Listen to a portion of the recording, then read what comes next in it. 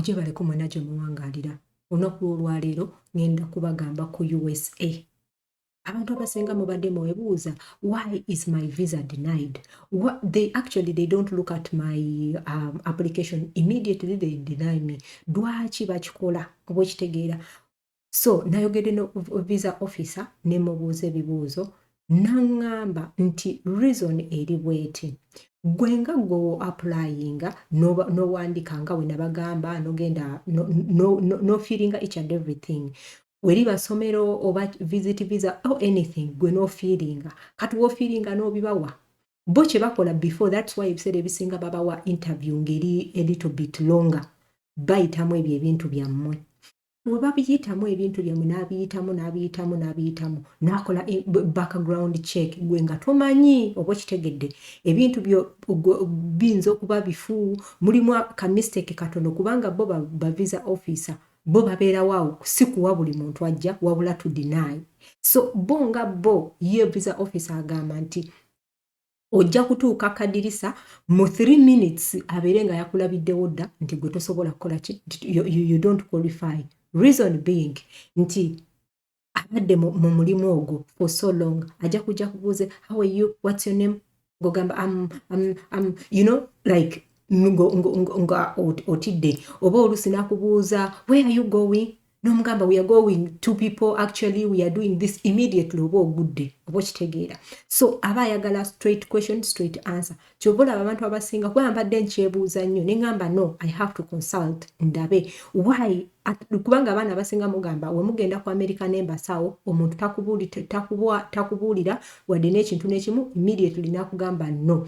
Ate ekyokubiri mulina wootuuka ku embassy bakuwa kye bayita token oba enamba nti gwaddako oba gwagenda bwe bityo. Kati wobanga gwaddako nga gwagenda awantu baba already ebintu byammwe babirina oba kitegedde. So kati eyo token wobanga ogenda kujja n'ogimuwa bwoti n'ogimuwa immediately ye waatunulamuko bwati oluusi ayinza okubanga ategedde nti ono omuntu bwati kubanga already ebintu bye babiyisizaamu dda immediately akugambirayo you are denied oba kitegedde oba sorry you can try again next year okitegeera.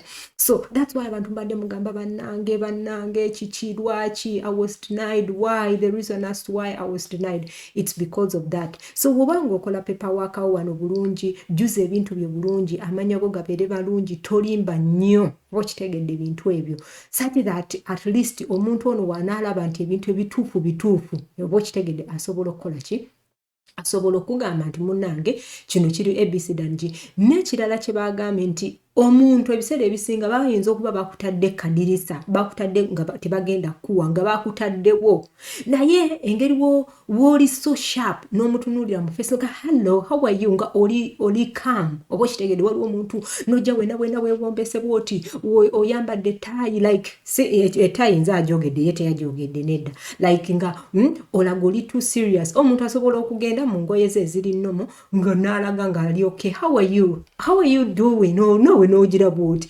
no bano kati nga kadirisa awo no relaxing and omugamba where are you going? I'm going to America. What are you going to do? I'm going to for holiday with my wife. That is it. So nagamba how many days? 3 days.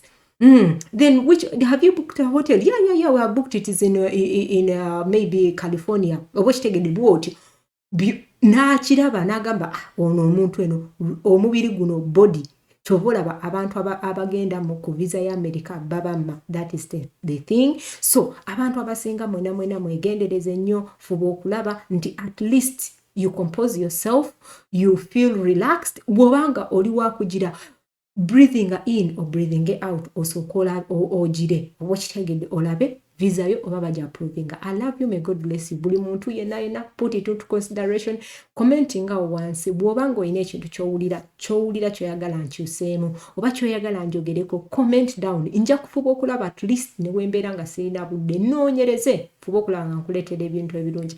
I love you, may God bless you. Ciao.